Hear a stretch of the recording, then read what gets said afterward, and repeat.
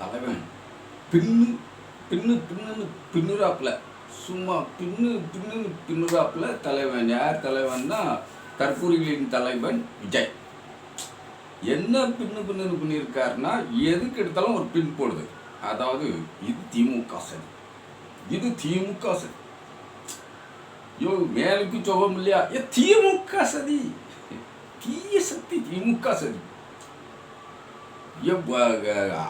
அங்கே நம்ம என்ன வளகாப்புக்கு போகிறோமா? இங்கே நம்ம கூட்டத்துக்கு வந்தவன் செத்தம் அவனை பார்க்க போகலையா? திமுக சதி. யோ உன் காருக்கு பின்னாடியே வந்து ஒருத்தன் ஆக்சிடெண்ட் ஆகி போனான், ரொம்ப நாளாக ஆஸ்பத்திரியில் இருக்கான், அவனை பார்க்க போகல. திருமணத்துக்கு போகிற, நிச்சயதாம்பலத்துக்கு போகிற, அது திமுக சதி. பின்னுது எங்கள் அண்ணன் தலைவர் விஜய், தற்கூரிகளின் தலைவர் விஜய் பின்னுறாப்புல. இப்போது அவர் பின்னலில் ஒரு நூதன பின்னல் பின்னிருக்கார். என்ன பின்னல் எல்லாருக்குமே தெரியும். அண்ணன் வந்து அதாவது பிரச்சாரத்துக்கு எங்கேயும் போகிறதா இல்லை. இப்போ டைம் சொல்லாங்க 2 மணிலேருந்து அண்ணன் 10 மணி வரை பிரச்சாரம் பண்ணுவாருன்ட்டு. அதுக்கெல்லாம் வாய்ப்பு இல்லை. இப்போ பெரம்பூர் பிரச்சாரத்துக்கு போகிறேன்ட்டு அனுமதி கேட்டாங்க. தேர்தல் கமிஷனில் அவங்களுடைய வெப்சைட்டில் போய் 48 மணி நேரத்துக்கு முன்னே கேட்டியே, ஐயா எங்கள் கட்சி ஆட்கள் ஒரு 150 பேர் வருவோம், பரப்புரைக்கு வாரம், எங்களுக்கு இந்த இடத்துல அனுமதி தாங்க அப்படின்னு கேட்டால் அனுமதி கொடுத்துட போகிறாங்க. ஏற்கனவே சாக்கடைக்கு கிடங்கு வெட்டி போட்டு அந்த லல்லி வெளியில் அடைக்கிறதுக்காக தோண்டி போட்டிருக்க, கிடங்கு வெட்டி போட்டிருக்க தெருவை குறிப்பிட்டு நல்லா தெரிஞ்சு, இந்த தெருவில் தான் நாங்கள் ஒரு 3000 பேரோட பிரச்சாரத்துக்கு வருவோம். கேடர்ஸு ஒரு 100-150 பேர் தான் சொல்லணும். வேட்பாளரை பார்க்க பொதுமக்கள் நிறையா பேர் வரலாம், அது தவறு இல்லை.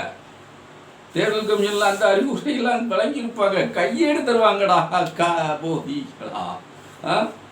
அதாவது போதிக்கணும், ஒரே ஒரு போதனையிலே கண்டுபிடிச்சிக்கணும். அதுக்கு தான் போதின்னு சொல்லுது. கேன்னா ஒன்று, போதி ஒரே ஒரு போதனையில் கண்டுபிடிச்சிக்கணும். அதான் போதிகளா அப்படின்னு தற்குறி பயிரில் தற்சயமையும் அவங்க ஒரு குறியாக இருக்காங்க தான் தற்குறி. அப்புறம் என்னமோ நீங்கள் சுருக்கி சொல்லுதம்யா, தற்சமயம் அவர்கள் ஒரு குறியாக இருக்கிறார்கள். என்ன குறியாக இருக்கிறார்கள் என்றால், அவரை அந்த படியில் எங்கே ஏற்றிடணும், கொடி ஏற்றி போடணும். செங்கோட்டையில் போய் கொடி ஏற்றி போடணுங்க. செங்கோட்டையில் போயிட்டு ஏற்றுவார் அந்த குறி. அதனால தான் அவங்க தற்குறி அப்படின்னு சொல்லுவோம். தற்சமயம் ஒரு குறிக்கோளோடு இருக்கார்கள், அதனால் அவர்கள் தற்கூரி. அந்த தற்கூரியின் தலைவன் விஜய் இருக்காரு. விஜய் அவருக்கு இப்போ பிளான் எக்ஸிக்யூட் பண்ணுறது எல்லாமே நம்ம ஐயா வாச்சாத்தி கலவர நாயகன் செங்கோட்டையன். இவர் கோவிச்செட்டிப்பாளையத்தில் வேட்பாளர் ஆகுவார் தாவேக்கா சார்பில். மக்கள் வந்து இவ்வளோ நாளும் கவனியாமல் இருந்திருப்பாங்க, இப்போ கொஞ்சம் கவனித்து அடிப்பாங்க. கவனித்து அடிப்பாங்கன்னா ஒன்று நீங்கள் தப்பாக நினைக்க விடாங்க. அந்த அடி முதல் நுனி வரை பிரித்து பார்ப்பார்கள், அதுதான் அடிப்பாங்க அப்படின்னு அர்த்தம். வேற ஒன்றும் இல்லை, பிரித்து பார்ப்பாங்க, அதுதான் அடி. பிரித்து பார்ப்பார்கள், அதான் அடிப்பாங்க அப்படின்னு சொல்லுதோ. அதெல்லாம் சுருக்கி சொல்லுது. இதெல்லாம் வந்து நோட்ஸில் சுருக்கம் அப்படின்னு வருதுன்னு வைங்களேன். சுருங்க வரைகரை அப்படிங்கம்ல, அந்த வரைகரை தான் இது வச்சுக்கிடுவோம். நம்ம இப்போ வந்து என்ன பண்ணுறாருன்னா, எப்படா நம்ம விளம்பரம் பண்ணுது, மாஸ் லீடு இல்லை, மாஸ் அப்படிங்கும்போது உங்கள் விஜய் உயிரென்ன வருவேன், உயிரை தருவேன் அப்படின்னு நம்ம விஜய் படிப்பார். ஆனால் உயிரை தருவேன், தந்துரு நான் வந்துருதேன், நீ தந்துரு நான் வந்துருதேன், அதான் தருவேன். இதில் இவ்வளவு இது இருக்கு, நீங்கள் சும்மா நினைச்சக்கூடாது. தந்துரு சுருக்கிக்க, தருன்னு வச்சுக்க. நீ நான் வருவேன், அதான் தருவேன். வேன் இருக்கா, தருவேன் இருக்கா, உயிர் என்ன வருவேன், உயிரை தருவேன், தருவேன், தந்துரு நான் வந்துருதேன், உயிரை தந்துரு நான் வந்துருதேன். நம்ம தற்கூரி தலைவன் தளபதிமா விஜய் அவர்கள் எங்கு போனாலும் உயிர் எடுக்காமல் போவதில்லை என்ற முடிவோடு இருக்கிறார்கள். அப்படி இருக்கும்போது தேர்தல் கமிஷன் என்ன முடிவு எடுக்கும் சொல்லுங்க? பட்டார் அனுமதி கொடுத்துறாது இல்லை. அவர்களுக்கு 1008 வேலை இருக்கு. 234 தொகுதியும் அவர்கள் கண்ட்ரோலில் இருக்கு. சிஎம் சாருடைய கார்லேயே தேசிய கொடி பறக்கப்படாதுன்னு கலட்டியாச்சு. அப்படி இருக்கும்போது சிஎம் சார் இப்போ காவந்து முதலமைச்சர். அவருக்குன்னு ஒரு அதிகாரம் கிடையாது. அவர் கட்சிக்கு தான் தலைவர். அவர் கட்சிக்கு மட்டும்தான் அதிகாரம். மே 7ஆம் தேதியில் பதவி ஏற்பார். அப்போ ஒரு சிஎம் யாரு? முத்துவேல் கருணாநிதி ஸ்டாலின் அவர்கள் மே 7ஆம் தேதி 2026 மே 7ஆம் தேதி பதவி ஏற்பார். அப்போது அவர் சிஎம். இப்போது அவர் காவந்து முதலமைச்சர். அப்படி இருக்கும்போது அவர் இட்ட கட்டளை எதுவுமே நிறைவேறாது. ஏன்னா இப்போ பாருங்க, 4 மாவட்ட ஆட்சித்தலைவர்களை எல்லாம் அதிகாரிகளை மாற்றக்கூடிய வல்லமை, மாற்றுகிற வல்லமை, மாற்றி கொண்டு இருப்பவர்கள் யாருன்னா தேர்தல் ஆணையம். தேர்தல் ஆணையம் ஒன்று தான் அதை செய்யும். அதனால் இப்போ நம்ம முதல்ல என்ன பண்ணுறாரு, நம்ம தற்கூரிகளின் தலைவன் விஜய் அவர்கள் முதல்ல அதாவது ஒரு கம்ப்ளைண்ட் ரைஸ் பண்ணணும்னு பார்க்குறாரு. கம்ப்ளைண்ட் எதுக்காக ரைஸ் பண்ணணும்னா, அப்துல் கலாமுடைய இருக்கார்ல உதவியாளர் பொன்ராஜ், அவர் பொன்ராஜ் என்பவர் திமுக காரர் அல்ல. அதை முதல்ல புரிஞ்சுக்கிடக்கூடாது. திமுக காரர் அல்ல அப்படிங்கிறத நம்ம சொல்கிறத யார் ஏற்றுக்கிட மாட்டாருன்னா தற்கூரி தலைவர் விஜய் ஏற்றுக்கிட மாட்டார். நம்ம தற்கூரிங்கிறதுக்கு அப்போலே விவரம் சொல்லிட்டோம். இனி அதில் நோண்டி நொங்கெடுக்க அதெல்லாம் வேண்டாம் வச்சுறாங்க. அதனால தற்கூரி தலைவன் அதை ஆணித்தரமாக சொல்லுவோம் அப்படி வைங்களேன். இப்போது இந்த பொன்ராஜ் திமுக காரர் அல்ல. அவர் என்ன பண்ணுறாருன்னா, அவர் ஒரு புகழ் வெளிச்சத்தில், அப்துல் கலாம் என்பவருடைய புகழ் வெளிச்சத்தில் தன் வாழ்க்கையை தேடிக்கொண்டிருப்பவர், வசதியை தேடிக்கொண்டிருப்பவர், பணத்தை சேர்த்து கொண்டிருப்பவர். இதுதான் நடந்துக்கிட்டு இருக்கு. மற்றபடி அவர் திமுக காரரும் அல்ல, பிற கட்சியை சார்ந்தவரும் அல்ல. மக்கள் நீதி மையத்தில் கொஞ்ச நாள் பயணித்திருக்கிறார். இப்போது அவர் அந்த கட்சியிலும் அல்ல. அதாவது மக்கள் நீதி மையத்திலே அவர் பயணிக்க முடியாமல் போகுதுன்னா என்னென்னா, அவருடைய நிலைப்பாடு என்பது தன்னை வளர்த்து கொள்வது. அவர் தனக்கான திறமைகள் இருக்குது அப்படின்னா அவர் தன்னை வளர்த்து கொள்வதில் நமக்கு ஒன்றும் ஆட்சேபனை இல்லை. அவர் வளர்ந்து கொள்ளட்டும், வாழ்ந்து கொள்ளட்டும், அதெல்லாம் ஒன்றும் கவலை இல்லை. யாரை பற்றி ஜனநாயக நாட்டில் எது வேண்டுமானாலும் நடக்கட்டும்.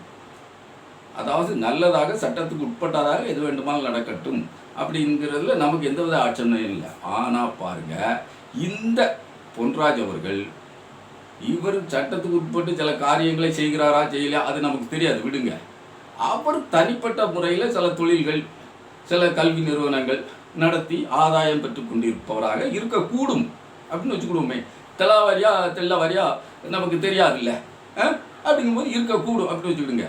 அப்போ அந்த மனிதர் ஒரு குறை சொல்கிறார் என்றால் அவர் சொன்னது குறைன்னு சொல்லலை. அதாவது பாருங்களேன், இப்போ இந்த பெண்மணி என்ன பேசுகிறாங்க, நான் என் பிள்ளை, ஒரே பிள்ளைங்க, என் மக ஒரே பிள்ளை, அதில் ஐசியூவில் விட்டுட்டு தளபதியை பார்க்கக்காக வந்திருக்கு.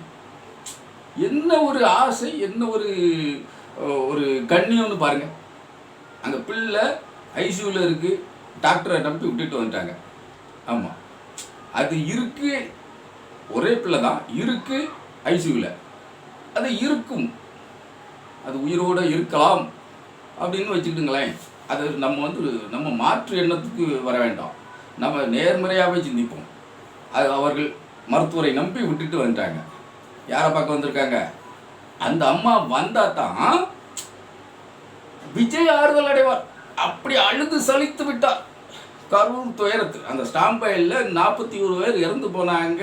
நின்று பாராமல் திரும்பி பாராமல் பத்திரிகையாளர்களையோ இதுவரை 30 படங்கள் விழுந்துட்ட என்னையா சொல்லுத அப்படின்னு கேட்கும்போது தலை துறிக்க ஓட்டிய ஒரு பேட்டியை, அவன் அழுகிறான், அவன் முகம் கோணுகிறான், அவன் முகம் தொய்ந்து கிடக்கிறது, தாடி வளர்த்து கிடக்கிற அவன் 3ஆம் பக்கமே நல்லா சேவ் பண்ணிட்டு, சிஎம் சார் எதுவானாலும் ஏன் மேலே என்ன கைது பண்ணுங்க, நான் பனையூரில் தான் இருக்கேன், ஏன் கேடர்ஸ் ஒன்றும் பண்ணாது அப்படின்னு வீடியோ போட்ட ஆள். அந்த ஆளை அவன் முகவாடி கிடக்கான்னு இந்த அம்மா ஓடி வந்திருக்கு. அந்த பெண்மணி ஓடி வந்திருக்காங்க, நல்ல பெண்மணி.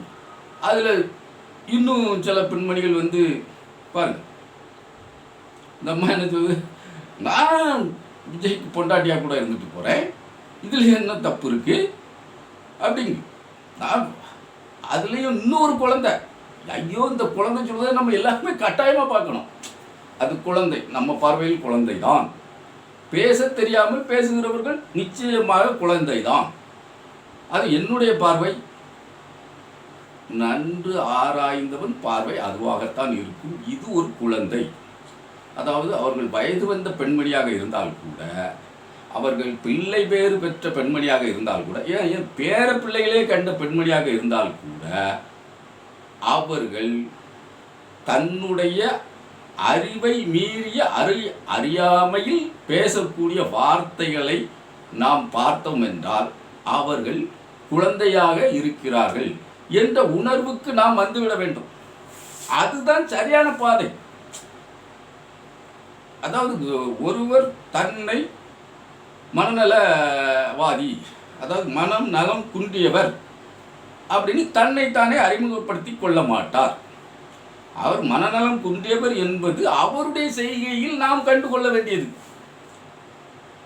அப்போ நம்ம அவர்களை அக்கறையோடு கவனிக்க வேண்டும். இந்த பாப்பாவை பாருங்க, இந்த குழந்தையை பாருங்க, அதனுடைய பேச்சில் இருந்தே தெரிகிறது, அந்த குழந்தையினுடைய பேச்சில் இருந்தே தெரிகிறது. என்ன தெரிகிறதுனா மனநலம் குன்றிய குழந்தை. நாம் திட்டுவதற்காக எதையுமே பேசுறது இல்லை. நம்மளுடைய பணி என்பது மனநலத்தை தேற்றுவது. அந்த அந்த வழியில் தான் நம்ம வந்து நேரம் கிடைக்கும் போது வீடியோக்களை இறக்கி விடுறோம். கேட்டீங்களா? மனநலம் குன்றியவர்களை, அதாவது நல்ல தூய மனதோடு. தூய மனம் என்றால் விருப்பு வெறுப்பு குரோதம், அந்த விரோதம் எதையும் இல்லாமல் மனதை வைத்து கொண்டு ஒரு பார்வையை, ஒரு செய்தியை நாம் ஆராய்ந்தால் அதில் கிடைக்கக்கூடிய விடயத்திலிருந்து நம்ம வாரணுங்க. அப்போ அதுதான் பார்த்துக்கிட்டுங்க நம்ம வந்து சொல்லக்கூடிய ஒரு நேர்மையான வாக்கியமாக இருக்கும். அப்போ நம்ம இப்போ இவர்கள் வந்து இந்த குழந்தை வந்து மனநலம் குன்றியவர். இப்போ அதே மாதிரி ஒரு அம்மா வந்து அவருக்கு புருஷனாக இருந்துட்டு போகிறேன் அப்படின்னு சொல்லுது. இந்த குழந்தை என்ன சொல்லுது, நான் என்கிட்ட இருக்கு, 4 வேணுனாலும் வச்சுக்கிடுவார், 40 வேணுனாலும் வச்சுக்கிடுவார் அப்படின்னு இந்த மனநலம் குன்றிய குழந்தை பேசுகிறது. அப்போ எதிரே இருப்பவருடைய பேச்சினுடைய அல்லன்னா அவருடைய செய்கையினுடைய தன்மையை வைத்து அவர் மனநலம் குன்றியவரா மனநலம் உள்ளவரா அப்படிங்கிறத நம்ம தெரிந்து கொள்ள வேண்டியது நம்ம கடமை. அதன்படி நம்ம வந்து அவர்களை பக்குவமாக கருணையோடு கையாள வேண்டும். அதுதானங்கள முறை. அதை விடுத்து, ஏன்னா நீங்கள் வந்து தமிழ்நாடு அப்படித்தான் கையாண்டிருக்கிறது, கருணையோடு தான் கையாண்டிருக்கிறது. அதில் 8% வாக்குகள் இவருக்கு எப்படி வருங்க? யாருக்கு? நம்ம சீமானுக்கு. சீமான் எத்தனை இழிவாக, எத்தனை அசிங்கமாக, அவர் ஒரு பாலியல் தொழிலாளி அப்படின்ட்டு விஜயலட்சுமி அவர்களை, தன்னோடு வாழ்ந்த ஒரு பெண்மணியை அவர் ஒரு பாலியல் தொழிலாளி என்று வக்கிர புத்தியோடு பேசும்போது, நான் கொல்லைக்காட்டில் தூக்கிட்டு போனேன்னா, குச்சிக்காட்டில் கொண்டு போனேன்னா, சோழ கொல்லைகளை கொண்டு போனானா அப்படின்னு அவர் ஒரு வக்கிர அந்த வன்மத்தோடு பேசிய போது அதை கேட்டுக்கொண்டிருந்த ஊடகம், அதை பிரசுரித்த ஊடகம், அதை ஒளிபரப்பிய ஊடகம், அவர்களுடைய தர்மம். சீமான் அந்த இடத்தில் அவர்களுக்கு ஒரு குழந்தையாக தெரிந்திருக்கும், அல்லது ஒரு மனநோயாளியாக தெரிந்திருக்க கூடும். மனநோயாளி எந்த நேரத்தில் வேண்டுமானாலும் குணமாகலாம், குணமாகாமலும் போகலாம். அப்படித்தான் அந்த ஊடகத்தினருக்கு தெரிந்திருக்க கூடும். அல்லது அவர்கள் மாற்றுத்திறனாளியாக இருந்திருக்க கூடும். அப்படி இருக்கக்கூடும். அப்படிங்கிறதுனால நம்ம வந்து அவர்களை நம்ம ஒரு குழந்தையாக பாவிக்க வேண்டும். ஏன்னா இப்போ அந்த கட்சியில், நாம் தமிழர் கட்சியில் உள்ள அதனுடைய கொள்கை பரப்பு செயலாளர் இருக்க சாட்டை துறைமுருகன் பேசாத வசவுகளே கிடையாது. மதிப்புமிகு சூப்பர் ஸ்டார் ரஜினிகாந்த் அவர்களை எத்தனை ஏளனமாக அவருடைய குடும்பத்தை அவருக்கும் இவருக்கும் என்ன பொலித்தாவா? இல்லவே இல்லை. இவரை பற்றி அவருக்கு தெரியுமா? இந்த சாட்டை துரைமுருகன் யார் என்றே ரஜினிகாந்துக்கு தெரியாத அந்த நேரத்தில், இந்த நேரம் கூட தெரியறதுக்கு வாய்ப்பில்லை. அப்படி இருக்கும்போது இந்த ஊரின் அருகாமையில் கிடக்க வீராணத்தில் இருந்துக்கிட்டு வீராணத்தில் நின்று சாட்டை துரைமுருகன் பேசிய அந்த வீடியோக்கள் நம்மிடமே நிறைய இருக்கு. அவர் பேசிய வார்த்தைகள் ரஜினிகாந்தினுடைய குடும்பத்தை பற்றி எத்தனை இழிவாக நடிகர் தனுஷ், நடிகர் சிலம்பரசன் இவர்கள் கூட வைத்து கொண்டும் இன்னும் கூடுதலாக அவர் பேசியதை சொல்லணும். அது நிறையா அவருடைய மனம் குன்றியவர் அப்படின்னு தான் நம்ம சொல்லிட்டோமே. அவர் பேசியது, அதாவது ரஜினிகாந்த் அவர்கள் மராட்டியத்தில் இங்கே இருந்து திருநெல்வேலியிலேருந்து யாரோ அவர் தாத்தாவோ யாரோ போயிட்டாரு அப்படிங்கிற மாதிரி அவருடைய அந்த வசவுகள்லாம் மிக மிக மோசமான, அருவருக்கத்தக்க, தமிழில் இடம்பெறாத வார்த்தைகளை எல்லாம் அவர் பயன்படுத்தினார். இடம்பெறக்கூடாத வார்த்தைகளை எல்லாம், தமிழில் இல்லாத வார்த்தைகளே இல்லை, ஆனால் தமிழில் இடம்பெறக்கூடாத வார்த்தைகளை எல்லாம் அந்த சாட்டை துரைமுருகன் மாமா பையதான் பயன்படுத்தினார். அப்போ அவரை நம்ம ஒரு மனநலம் குண்டியவராக பார்த்ததுனால்தான், தமிழ்நாடு பார்த்ததுனால்தான், தமிழ்நாட்டில் உள்ள ரஜினிகாந்த் சூப்பர் ஸ்டார் ரஜினிகாந்த் ரசிகர்கள் கூட அப்படித்தான் பார்த்திருப்பார்கள். அதனால்தானோ என்னவோ சிலர் அவருக்கு வாக்களித்திருக்க கூடும், அல்லது 8% வாக்குகளை எப்படி வாங்கியிருக்க கூடும். அதை நம்ம பேசணும். இந்த இடத்துல திரு பொன்ராஜ் அவர்கள் இப்படி பேசிய, அதாவது தாவேகா கட்சி ஊழியர்கள்னு சொல்லக்கூடிய, அதெல்லாம் தொண்டர்கள் அல்லது அவர்களுடைய தற்கூரி தலைவன் விஜயோட ரசிகர்கள் என்று சொல்லக்கூடிய ரசிகை சிகாமணிகள் அவர்கள் இப்படி பேசினார்கள் என்பதற்காகவே, அவர்கள் இப்படி பேசியதனால் இவருக்கு ஆற்றாமை, கோபம், ஒரு ஆதங்கம், இந்த வெளிப்பாட்டில் நம்ம சொல்லலைங்க, சீமான், நம்ம அண்ணன் சீமான் சொல்றாரு. அவர் சொல்றத பார்த்தாச்சுல்ல, அவர் சொல்றாரு, இந்த வெளிப்பாட்டு, அந்த ஆதங்கம், நம்ம முன்னோர்கள் கட்டிக்காத்த பெருமை, ஐயோ ஆஹா, அவர்கள் என்ன உயரத்தில் நம்மளுடைய பண்புகளை மாட்சிமைகளை தூக்கி வைத்திருந்தார்கள், அதையெல்லாம் தரையோட தரையாக குப்பை என்பதை விட சாக்கடையில் போட்டு வைத்து விட்டார்களே அப்படிங்கிற அந்த கோபம் தாங்க. அதனால்தான் அவர் அந்த வார்த்தையை பயன்படுத்தினார். எந்த பெண்ணையும் அந்த வார்த்தை பயன்படுத்தக்கூடாது. திரு சீமான் பயன்படுத்தியதையே, அவர் விஜயலட்சுமி பயன்படுத்திய வார்த்தைகளை அவரை மனநோயாளி என்ற மனநல காவத்தில் வைக்க வேண்டும் என்று நம்ம சொல்கிறோம். நம்மளுடைய பார்வை அதுதான், அவரை ஒரு குழந்தையாக பார்ப்போம் அப்படிங்கிறது தான். மனம் நல குன்றியவர்களை ஒரு குழந்தையாகத்தான் பாவிக்க வேண்டும். அந்த வழியில் தான் போக வேண்டி இருக்கிறது. அப்படித்தான் திரு சீமானையும் பார்க்க வேண்டி இருக்கு. அவருடைய பார்த்திருக்கிறார்கள், தமிழ்நாட்டு மக்கள் அப்படி பார்த்துத்தான் அவர்களுக்கு வாக்களித்திருக்கிறார்கள். அல்லது இத்தனையா அசிங்கமாக எந்த கட்சியில் இருந்தவர்களாக இருந்தாலும் அந்த கட்சி அவர்களுக்கு போதிய அங்கீகாரம் கொடுக்காது. அவங்க பேசிட்டு போகிறவங்க தான், அவங்க காசுக்கு பேசுவாங்க. தலைவர்களே இப்படி இருக்கக்கூடாது. அது முதல்ல தரதலைகளாக இருக்கிறீர்களே என்ற வருத்தம், ஆதங்கம் பொன்ராஜிடம் வந்துவிட்டது என்று சீமான் சொல்கிறார். இருக்கட்டும், அதாவது ஒரு கட்சியில் அந்த 3ஆம் கட்ட 4ஆம் கட்ட பேச்சாளர்கள் இருப்பார்கள். அவர்களுக்கு எங்கு பேசினாலும் ஊதியம்தான். ஊதியத்திற்காக அவர்கள் சில விடயங்களை ஓங்கி பேசி விடுவார்கள். அதெல்லாம் அந்த ப்ளோவில் வர வார்த்தை நயத்திற்காக வண்டியாக நம்ம அக்கா வானதி சீனிவாசன் அவர்கள் கூட மாவட்ட செயலாளர்கள் காலையில் ஒரு வீடு மாலையில் ஒரு வீடு என்று இருப்பார்கள், திமுக மாவட்ட செயலாளர் அப்படி என்று ஒரு கட்டுக்கதையை, அதாவது ஒரு வன்மத்தோடு அவர் பரப்பினார் என்றாலும் அவரும் ஒரு மனநலம் குன்றியவர் என்ற நிலைப்பாட்டில் தான் அவரையும் நம்ம பார்க்க வேண்டி இருந்துருச்சு. அப்படித்தானே அர்த்தம். அந்த மாதிரி சில நேரங்களில் சிலர் ஒரு வன்மத்தோடு பரப்பக்கூடிய விஷயத்தை, அதெல்லாம் பேசக்கூடிய விடயத்தை இவர் யார், பொன்ராஜ் ஐயா திரு அப்துல் கலாம் அவர்களுடைய முன்னாள் உதவியாளர், அப்துல் கலாம் அவர்களுடைய பெயரை கெடுப்பதற்கென்றே இருப்பவர், உலாவுவர் என்று கூட நம்ம சொல்லலாம். அவர் அந்த பெண்களை மிகவும் இழிவாக அவர் பேசியதை இந்த இடத்தில் நான் சொல்ல தயாராக இல்லை. அவர் சொல்ல அந்த வார்த்தையை நான் வேறொரு வார்த்தையாக வேண்டுமானால் சொல்லலாம். அவர் சொன்ன வார்த்தையை எந்த பெண்ணையும் அப்படி சொல்லக்கூடாது, அது ஏற்புடையது அல்ல. ஒவ்வொருவரும் தன்னுடைய சூழ்நிலையும் இயலாமையும் தான் அவர்கள் எடுக்கக்கூடிய நிலைப்பாடு.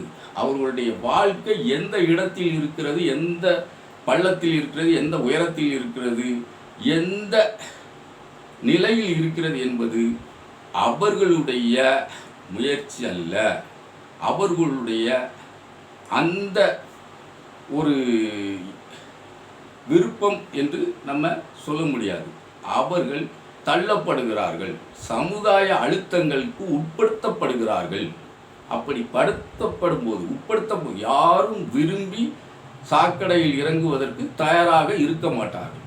ஏன், அடித்து செல்லும் வெள்ளத்தில் இறங்குவதற்கும் யாருமே தயாராக இருக்க மாட்டார்கள். அது எத்தனை பெரிய மழை வெள்ளமாக இருந்தாலும் அது தூய தண்ணீர் தான் என்றாலும் அடித்து செல்லும் வெள்ளத்தில் ஆற்றில் இறங்குவதற்கு யாரும் தயாராக இருக்க மாட்டார்கள். அதை நம்ம ஒப்புக்கத்தான் வேணும். அப்படி அவர்கள் இறங்க வேண்டி இருக்கிறது, சாக்கடையில் இறங்க வேண்டி இருக்கிறது என்றால் அவர்கள் ஒரு புற அழுத்தத்திற்கு உட்படுத்தப்படுகிறார்கள். அப்படி ஒரு நிலை ஏற்பட்டால் தான் பெண்கள் தங்களுடைய தடங்களை மாற்றிக்கொண்டு பயணிக்கிறார்கள் என்று அர்த்தம். அப்ப அந்த புற அழுத்தங்கள் இந்த சமுதாய அவலங்களில் இருந்துதான் உதிக்கிறது, ஏற்படுகிறது. அப்படி இருக்கும்போது அந்த அவலங்களை போக்குவதற்கான சிந்தனை ஓட்டத்தை பெரிய அறிஞர்கள், அறிவுஜீவிகள், நாங்கள் விஞ்ஞானிகளின் கையாளாக இருந்தவர்கள் என்று சொல்லக்கூடியவர்கள் அதைத்தான் சிந்திக்க வேண்டும், அதைத்தான் போதிக்க வேண்டும். தங்கையே, தாயே, நீ பேசுகிறாய், இந்த பேச்சு அழகல்ல, இது சிறுமைப்படுத்தும், நம் குல பெருமையை கெடுக்கும் அப்படின்னு அதை தாங்க வேண்டுமே தவிர தாக்கக்கூடாது. தாக்குற வார்த்தையினுடைய வல்லமை என்பது மிகவும் வக்கரமாக, உக்கிரமாக, ரொம்ப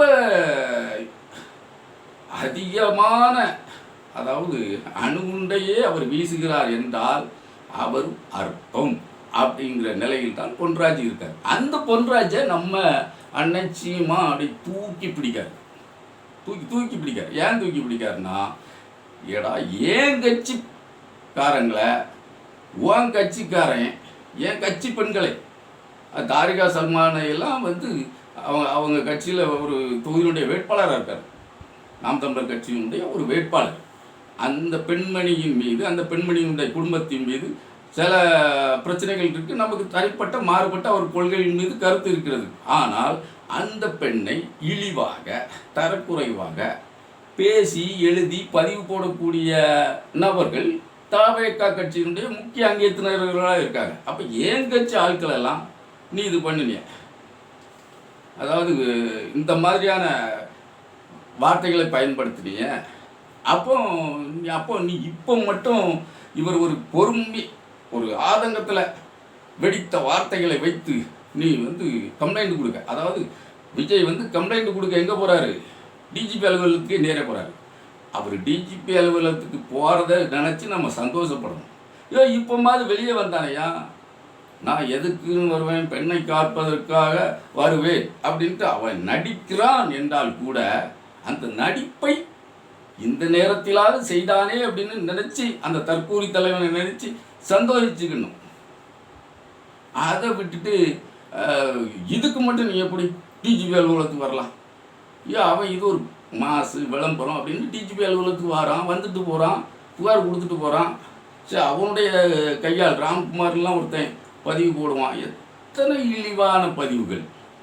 ஆமாம், அஜித்குமாரை பற்றி அவனுடைய பதிவு எவ்வளவு மோசமாக, அஜித்குமார் இவனுடைய வாழ்க்கையில் என்ன செய்து விட்டார், இல்லை தள்ளி நில்லு, விஜய் படத்தை பார்க்காத அப்படின்னு இவனை அப்படி பேட்டரியை பிடிச்சி தள்ளி கொண்டு போயிட்டாரா, அடித்து இழுத்து கொண்டு போயிட்டாரா அஜித்குமார்?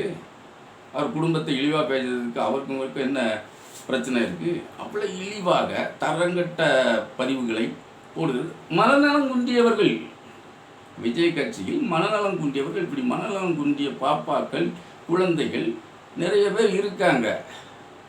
அதற்காக பொன்ராஜ் இந்த வார்த்தைகளை, ஊர்க்குளம் என்ற வார்த்தையை மிகவும், அதெல்லாம் பயன்படுத்தக்கூடாத வார்த்தைகள். அதை பயன்படுத்தியது பொன்ராஜ் கண்டனத்துக்குரியவர். அந்த வார்த்தையை பயன்படுத்தியதனால் அவர் கண்டனத்துக்குரியவர். அப்படி நம்ம அவரை வன்மையாக கண்டிக்கிறோம்.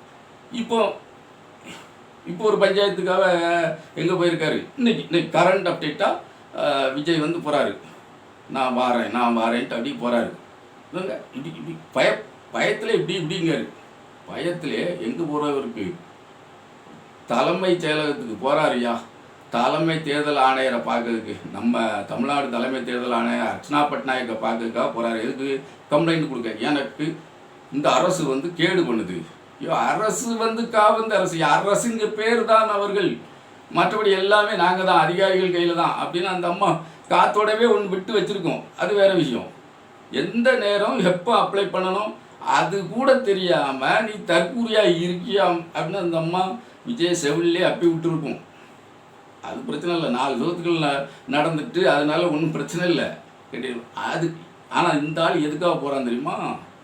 இப்பவும் விளம்பரத்துக்கு தான் போகிறான். இந்த தற்கூரி தலைவன் இப்போதும் ஒரு விளம்பரத்துக்கு தான் போகிறான். மக்கள் முன்னாடி போய் நிற்க முடியட்டாலும் அந்த மாஸ் கிரியேட் பண்ணணும்ல. தொலைக்காட்சிக்காரன் தான் அவனும் என்ன செய்யப்போ மனநலம் குண்டி தானே இருக்காங்க. அதனால தானே இவனை இந்த மக்களுக்கும் மண்ணுக்கும் என்ன செய்து இவனுடைய படத்தினுடைய டிக்கெட்டுடைய விலையை பல மடங்கு ஏற்றி பிளாக்ல வித்த பணம் சம்பாதிச்ச நாய், அந்த நாய்க்கு இந்த ஊடகத்துறை ஒரு வெளிச்சம் போட்டு காட்டுதுன்னா என்னத்துக்கு வெளிச்சம் போடுத? ஏன் இவ்வளோ பெரிய வெளிச்சம்? இந்த வெளிச்சம் எதற்காக தேவைப்படுது? மக்களுக்காகவும் மண்ணுக்காகவும், இந்த மக்களின் வளர்த்திற்காகவும் மண்ணினுடைய வளர்த்திற்காகவும் இதையே நேசித்து கொண்டிருப்பவர்களை ஒரு ஊழல்வாதிகள் போயும் ஊழல் பிரச்சாரிகள் போவும் இந்த நாட்டையே கெடுத்து குட்டிச்சோறாக்கியவர்கள் போலவும் காட்டிக்கொண்டு இவன்தான் எங்கோ இருந்து வந்த மகாத்மா, வானிலிருந்து குதித்த தேவ தூதன் போலவும் மாஸ்க் காட்டிக்கிட்டு இருக்கு. இந்த ஊடகங்கள் மாஸ்க் காட்டிக்கிட்டு இருக்கு. இந்த கேஸ், இந்த மாஸ் இஸ் கேஸ்,